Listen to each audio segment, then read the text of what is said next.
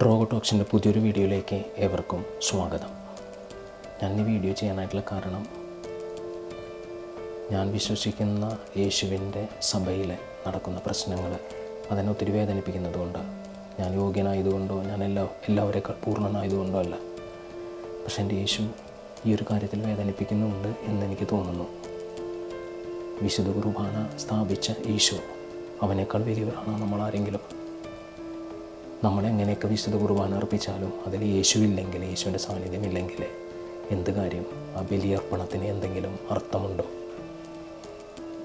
നമ്മളെല്ലാം നമ്മുടെ ആഗ്രഹങ്ങൾക്ക് വേണ്ടി തല്ലുകൂടുന്നു, ദേവാലയം അടപ്പിക്കുന്നു, ദേവാലയത്തിൽ പ്രശ്നങ്ങൾ ഉണ്ടാക്കുന്നു, ബഹളം വയ്ക്കുന്നു, അധികാരികളെ ധിക്കരിക്കുന്നു. ഇതിൻ്റെയൊക്കെ കാര്യകാരണങ്ങളൊന്നും എനിക്കറിഞ്ഞുകൂടാ. പക്ഷെ ഒരു കാര്യം എൻ്റെ ഹൃദയത്തെ വേദനിപ്പിക്കുന്നുണ്ട്. ഈ കുർബാന സ്ഥാപിച്ച് ഈശോ വേദനിക്കുന്നുണ്ടായിരിക്കും എന്ന് ഞാൻ വിശ്വസിക്കുകയാണ്. അവൻ വേദനിക്കുന്നുണ്ട്, അവൻ്റെ ആത്മാവ് വേദനിക്കുന്നുണ്ട്. നമുക്ക് അവനെയും അവൻ്റെ ആത്മാവിനും ചെവി കൊടുത്തൂടെ? ഈശോയുടെ ആഗ്രഹം എന്താണെന്ന് നമുക്കൊന്ന് തിരഞ്ഞൂടെ? അതിനൊക്കെ അപ്പുറത്ത് നമ്മൾ എന്തൊക്കെ ബഹളങ്ങൾ ഉണ്ടാക്കുന്നു. മാധ്യമങ്ങളിലൊക്കെ ഈ പ്രശ്നം നിറഞ്ഞു നിൽക്കുകയല്ലേ. അവിടെ ആരാ വേദനിക്കണേ? ഈശോ അല്ലേ? ഈശോയുടെ സഭയല്ലേ? ഈശോ സ്ഥാപിച്ച സഭയല്ലേ? അവനേക്കാൾ വലിയവരാണോ നമ്മളാരെങ്കിലും?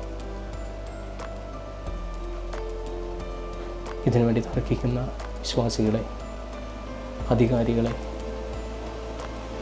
ഒരു കാര്യം ഒന്ന് ചെയ്യും, ഉചിതമായൊരു തീരുമാനം എടുക്കും. അവനെക്കുറിച്ച് ചിന്തിക്കും, അവൻ്റെ മനസ്സൊന്നറിയും, എന്നിട്ട് എന്ത് തീരുമാനം വേണമെങ്കിലും എടുത്തു.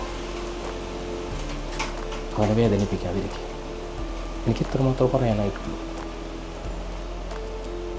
ഇത് പറഞ്ഞില്ലെങ്കിൽ ചിലപ്പോൾ എനിക്കൊരു സമാധാനം കിട്ടില്ല. അതുകൊണ്ട് മാത്രം ഞാൻ പറയുന്നതാണ്. ദൈവം എല്ലാവരും സമൃദ്ധമായിട്ട് അനുഗ്രഹിക്കട്ടെ. അവനൊരിക്കലും വേദനിപ്പിക്കാതിരിക്കും. എല്ലാവർക്കും നന്ദി.